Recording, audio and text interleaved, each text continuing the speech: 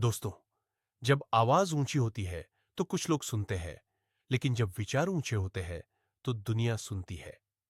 नमस्कार। Turning point stories YouTube channel में आपका स्वागत है। आज हम लेकर आए हैं एक रोचक कहानी जो आपको सोचने पर मजबूर कर देगी। यह कहानी है रवि नाम के 24 साल के युवक की। वह कृष्णा ट्रेडर्स नाम की दुकान में काम करता था। उसके माता पिता का बचपन में ही देहांत हो गया था और वह अकेला अपनी जिंदगी काट रहा था। हर दिन वह काम पर जाता, पैसे कमाकर घर आता, खाना बनाता, खाता और सो जाता। एक दिन रास्ते में उसने देखा कि एक बूढ़ा फकीर बाबा अमरनाथ अपनी पीठ पर 3 गठरियां लिए एक गांव से दूसरे गांव की ओर जा रहा था। वह बहुत बूढ़ा और थका हुआ था। चलते चलते जब वह एक पेड़ के नीचे बैठा तो उसने देखा कि रवि उसी रास्ते से गुजर रहा था। बाबा अमरनाथ ने आवाज लगाई, बेटा, क्या तुम मेरी थोड़ी मदद कर सकते हो? यह गठरी बहुत भारी है और मैं इसे ज्यादा देर तक नहीं उठा सकता। रवि ने सोचा कि एक बूढ़े व्यक्ति की मदद करना अच्छा काम होगा और उसने एक गठरी उठा ली। जैसे ही गठरी उसके कंधे पर आई, उसे भारीपन महसूस हुआ।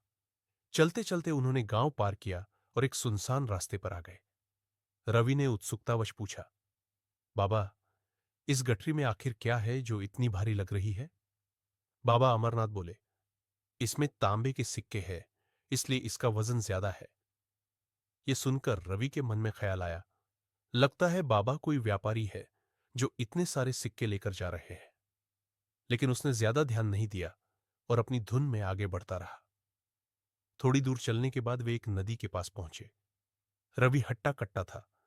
उसने बिना सोचे समझे नदी पार करनी चाहिए, लेकिन बाबा अमरनाथ रुके रहे। बेटा, मेरा पैर फिसल सकता है। क्या तुम मेरी दूसरी गठरी भी उठा लोगे? इसके बदले में तुम्हें 3 स्वर्ण मुद्राएं दूंगा। रवि मुस्कुराया और बोला, बाबा, मुझे पैसे की जरूरत नहीं, मैं आपकी मदद करूंगा। लेकिन जब उसने दूसरी गठरी उठाई तो वह भी भारी लगी। रवि ने फिर पूछा, इस गठरी में क्या है? बाबा बोले, इसमें चांदी के सिक्के हैं। अब रवि का दिमाग तेजी से चलने लगा। पहली गठरी में तांबे के सिक्के, दूसरी में चांदी के सिक्के, तो तीसरी में जरूर सोने के सिक्के होंगे। धीरे धीरे लालच उसके दिमाग में घर करने लगा। थोड़ा आगे बढ़ने पर बाबा अमरनाथ बोले, बेटा, अब एक पहाड़ी आ रही है, मैं इसे नहीं चढ़ पाऊंगा। अगर तुम मेरी तीसरी गठरी भी उठा लो तो मैं तुम्हें 3 और स्वर्ण मुद्राएं दूंगा। रवि का लालच और बढ़ गया। उसने तीसरी गठरी भी उठा ली, जो सबसे भारी थी। अब बाबा बिना किसी वजन के आराम से पहाड़ी पर चढ़ रहे थे, लेकिन रवि का शरीर गठरियों के भार से थक चुका था। जैसे जैसे वे पहाड़ी के शीर्ष पर पहुंचे, रवि के मन में एक ख्याल आया, अगर मैं इस सुनसान जगह पर इन गठरियों को लेकर भाग जाऊं तो बाबा मुझे पकड़ नहीं पाएंगे। अचानक जैसे ही पहाड़ी की ढलान शुरू हुई, रवि तीनों गठरियों को लेकर तेजी से भाग गया। वह अपने घर पहुंचा और खुशी से उछल पड़ा, अब मैं अमीर बन जाऊंगा। उत्साह से उसने पहली गठरी खोली। उसमें जंग लगे लोहे के सिक्के थे। चौंक कर उसने दूसरी गठरी खोली। वह भी लोहे के जंग लगे सिक्कों से भरी थी। अब उसने हड़बड़ाते हुए तीसरी गठरी खोली। उसमें भी वही निकला। तभी उसकी नजर एक पत्र पर पड़ी। उस पत्र में लिखा था, यह पूरा नाटक एक ईमानदार व्यक्ति की खोज के लिए रचा गया था। मैं इस राज्य का राजा धर्मराज हूं।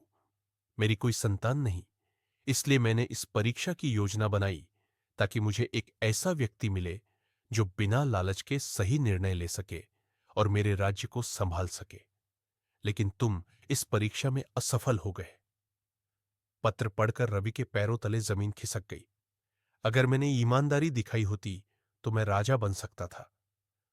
दोस्तों, इसलिए कहा गया है, मन ही सब कुछ है। आप जो सोचते हैं वही बनते हैं। हमारा चरित्र हमारे विचारों से बनता है। यदि हम अपने गलत विचारों पर काबू नहीं पाते तो वे हमें बर्बाद कर सकते हैं। रवि की तरह हम भी अपने मन के विचारों को नियंत्रित करके अपनी किस्मत बना या बिगाड़ सकते हैं। इसलिए हमें अपने विचारों के प्रति सजग रहना चाहिए और सही इरादे विकसित करने चाहिए।